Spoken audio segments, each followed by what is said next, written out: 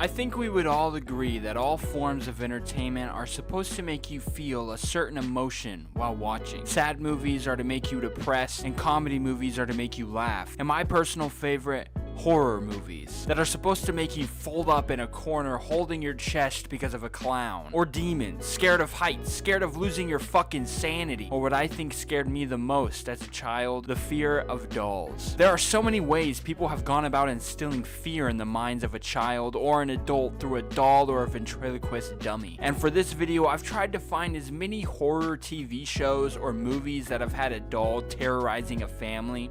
And I want to look at all the different ways these films or shows have gone about making that doll terrifying or even funny to those who watch it. This subject really holds close to my heart of lighter fluid because my sister had her room filled with hundreds, not even kidding, of little dolls made of glass, plastic, cotton. And when I wasn't in there taking clothes off of Barbies to see them biddies, I was scared shitless.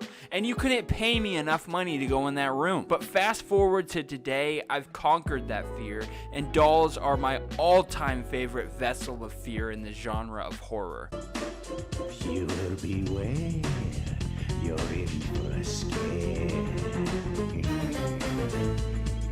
Wow! Where the hell did this come from? And it looks like there's a note. I wonder what it says. It's like it was chosen. Allahu Akbar, Kumbaya, praise Jeebus. Well, that obviously don't mean shit.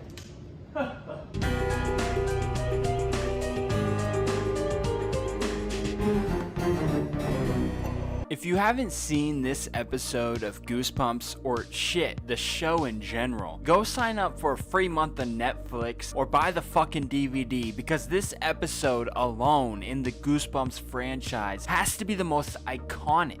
Of course, watching Goosebumps past the age of 10 really shows just how bad these kid actors can be and how cringe it can be at times. But this shit is nothing but cocaine nostalgia. So I don't care what you say, every episode is 10 out of 10 whether you're 8 or 75 with dementia. It might even be better at that point. Anyway, Slappy the ventriloquist dummy from the underworld is nothing but a body of wood with an asshole you can stick your hand through. But when you read that damn card, conveniently placed in its pocket with a Hebrew sentence on it, he awakens to torment the owner. I'm only gonna cover the first episode for this video, but it starts with the whole family doing a nightly talent show in the living room. You know, normal family shit, and the dad giving Amy, the family ventriloquist, Slappy. Probably the most creepy doll to give a girl in middle school, but of course if you find a note with ancient text, you just gotta read it. So after she reads the demon squirrels, he comes alive and wreaks havoc on the family, because not a soul on hell or earth or the moon will believe Amy, even if Slappy ripped off the father's nuts with his wooden teeth. It's a simple haunted doll plot. Read the spell, the doll's alive, no one believes the main character, and then they kill him and a shot of the soul leaving to go possess a Jeff Hardy action figure. But what makes Slappy so great is that he's written to talk like he's on stage, like a comedian has his hand up his ass. So the doll is constantly roasting this family and telling jokes while these terrifying children. But he only really talks when Amy is doing a performance for family night. So it looks like she's the only one calling mom fat, the sister a horrible painter, and the brother a booger brain. A top tier fucking insult. It's a fucking 10 out of 10 Comedy Central roast of the family that should be on pay-per-view. This episode is perfect for someone looking for a laugh because it's not really that scary unless you're a kid. But I mean, that's the point. There's no blood, no one dies, no one is possessed by Slappy yet. But Slappy is just so fun to watch him hurt kids and bully families when the Hebrew post-it note is read aloud that it's a must watch to anyone looking for a not so scary doll episode.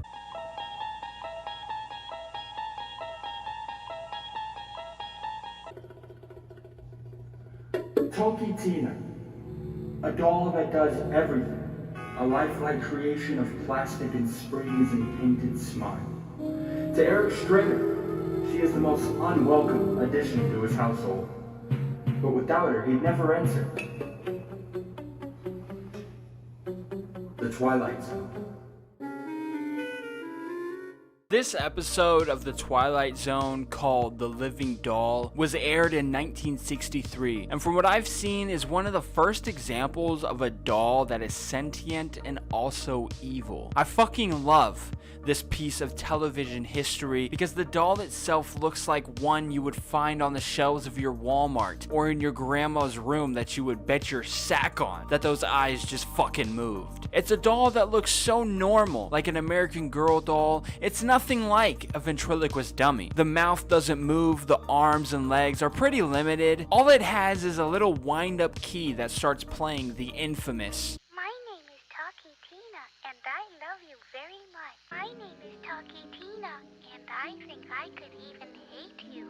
And honestly, I find these types of dolls, like this one, or the one in Annabelle, or The Boy, to be the most creepy, just for the fact that it's a toy not meant to be moved or altered. So when sudden movements occur, you feel a little shiver crawl up your fucking spine. But it's not just the doll that makes this episode so great to watch, it's the characters the writing wants you to care about. Usually the dolls are just evil for evil's sake, but in The Living Doll, the bad guy is the stepfather, who is probably the biggest dick on the screen. Right off the bat, he hates this doll for no reason other than it was expensive and he can't have kids. And throughout the episode, he's just a Grinch. It doesn't matter how happy the doll makes his stepdaughter. I mean, you're constantly wishing that this doll turns into a fucking serial killer. Guess who's watching every move and hearing every snarky comment from Eric?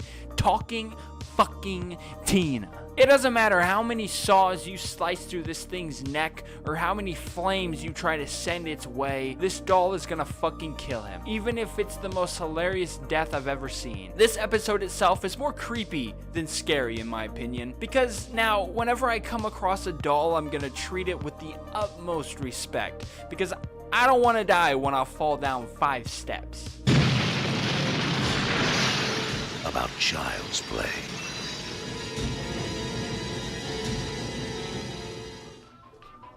This is Chucky! I Your like favorite new best friend! He can play the guitar! And he can cook! Also, sit at the dinner There's a table friend in on me. his own! Order yours today and get a free White Claw for yeah. mommy! I'm a good This does guy. not include I'm just demonic coming from the possessions. Tech Clubhouse. It's very And I'll be your friend to the end. Whoa, holy moly, Mom! No. Oh, please, Mom, I promise I'll... No, if you fucking ask me again, I'm gonna stab the shit out of you.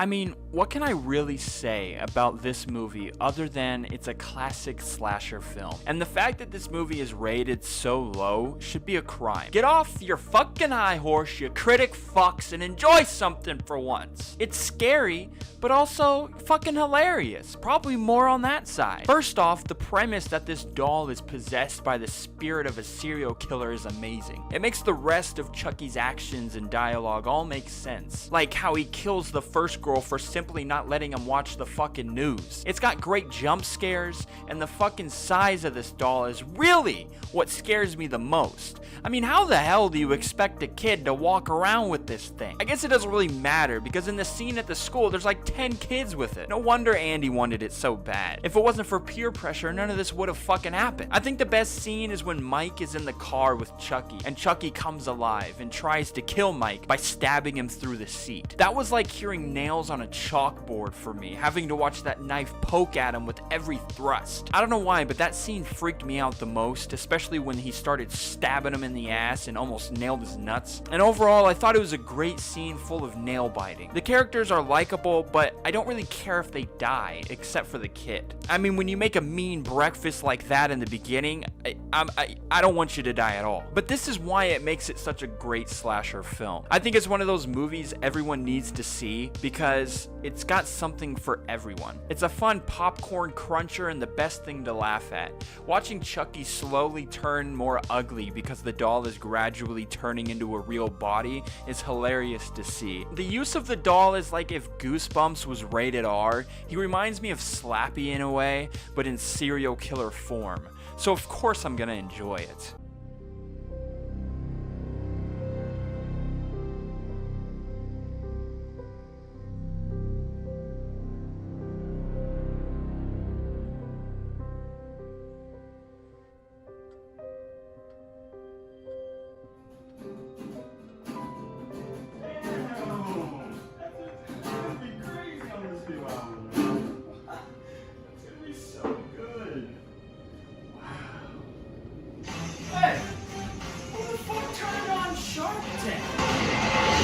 This movie got a good amount of hate, which I think is pretty unwarranted. I personally thought this was a solid movie for what it was. It was creepy, sometimes scary, and had a plot twist at the end I genuinely didn't see coming my first time watching. So definitely go watch this one on Netflix, cause I'm about to spoil the shit out of it. It starts off with Greta arriving at this mansion of an old couple and a child she's supposed to be babysitting for. But she walks into a situation where she's not looking over a little kid named Brahms anymore, but instead a glass doll made in the image of the couple's late child. And Brahms is a fragile doll that requires the babysitter to go step by step through a list the family has created for it, like no visitors in the house, letting it listen to music like 50 Cent on the record player, and my absolute favorite, that Brahms must have himself a smooch before he can go to bed. He's a dirty little prick, isn't he? And at first, Greta just writes it off as a coping mechanism the older couple created, and so does the grocery boy. But as time goes on and rules continue to be broken, Greta sees that the doll is more in control than she realizes, and it's a lot. It needs the steps to be done. And I thought this idea was really cool how it played out, because once she starts thinking that Brahms' spirit is inside this doll, it sort of turns into a sweet little story of this babysitter helping the spirit through the motions. In her eyes, the spirit of Brahms is inside that doll, and she's there to take care of him like he is alive. But as soon as her crazy ex-boyfriend tracks her down and surprises her in the house, shit goes crazy. Loco! Because he wants her to come back with him, but she needs to take care of this doll. And of course, he doesn't believe her, and after some back and forth, he just slams the fucking doll and shatters it everywhere. And this part had to be my favorite because it just goes silent. And you hear the house start moving and banging like the house is about to erupt with anger and turn into the monster house. But instead, some fucking guy with a doll mask bursts out of the walls, and you realize Brahms was living in the walls and moving the doll the whole fucking time. I enjoyed this movie so much because they make you believe that the doll is haunted and it's moving everything on its own with the help of a demon. But in the end, you find out that it's just some dude in a wife beater behind the walls the whole time. And honestly, it makes it even creepier when you watch it again, because of all the times Brahms was watching her in the shower and change and sleep. I loved watching this movie for a second time, but I will say it's not as scary as the first watch through, just because you know that the doll's not haunted. But I still think the way it all plays out is fun to watch, and it had a couple good scares in there as well.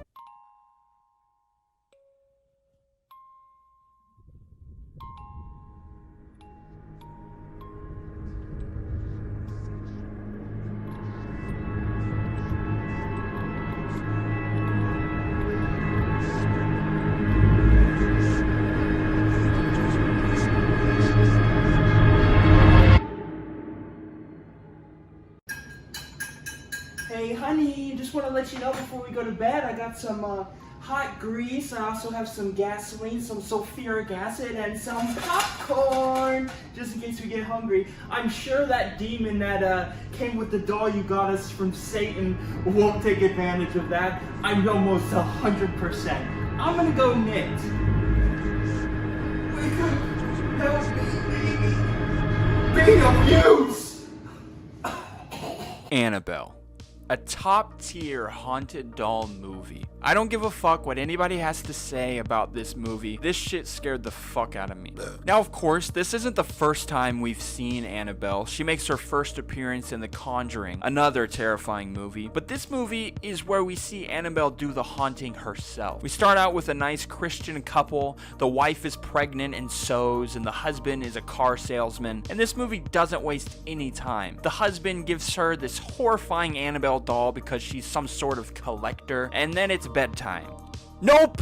Then the fucking neighbors get murdered next door, and then the cult members decide to go next door to their house to kill the pregnant lady, and almost succeed in doing so. But then we see one of the members dying in the doll room, with Annabelle in her arms. We see a demonic drop of blood fall right into the eye socket of Annabelle. And basically this demon latches onto the doll and terrorizes this girl for the whole fucking movie, trying to get her soul. She can't sew in peace. She can't take care of the baby in peace. She can't even talk to the neighbors' kids without them leaving murder photos at her door. It's a wild ride. But what I love about this film is just how scary it is. If you believe in that shit like demonic spirits, it's pretty accurate to what it might be like to live in that sort of situation. You can't escape it. It won't just go away, and their portrayal of this haunting with Annabelle was terrifying. Especially the scene where she's sewing and it's just like gradually it just freaked me out waiting for that needle to pierce her finger. It also has the best camera work, especially where they have long zoom shots of Annabelle's face and demented smile. You're just watching so intently, trying to find the slightest movement in that face, making it worse because it doesn't move. It's not Slappy or Chucky running around trying to kill a baby. No, it's a fucking demon attached to it trying to eat your baby's soul. The best shot in the entire movie is when you're in the apartment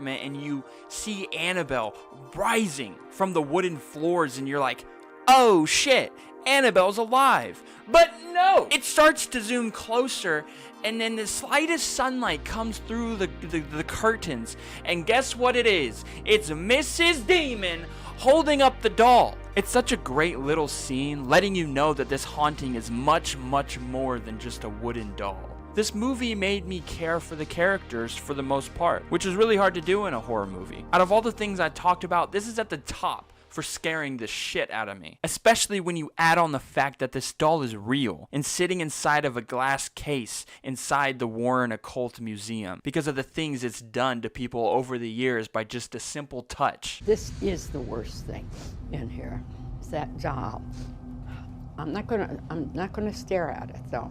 So you can take the picture, but I'm not going to stare at it because that has done bad harm on a lot of people. You have to conjure the spirits in order to get them. You know, you're not going to get them by just walking around here. And that's the one that's sort of depicted a little bit in this movie, correct? Yes, it is. Doll movies are such a special breed of entertainment because you can take that human form of wood and make it into a story of limitless potential. A story of just flat out fear, or a story about a person slowly losing their sanity, realizing that the doll was actually never talking. Brewing together a story where the form of fear is through blood and dismembered bodies, or fear through schizophrenia, or even fear through a creepy child molester hiding in the walls. But after going through these different movies and shows, a haunted doll that comes alive can be funny, suspenseful, and my favorite, scary. A doll is just a medium where any type of story can be told, whatever genre you want it to be.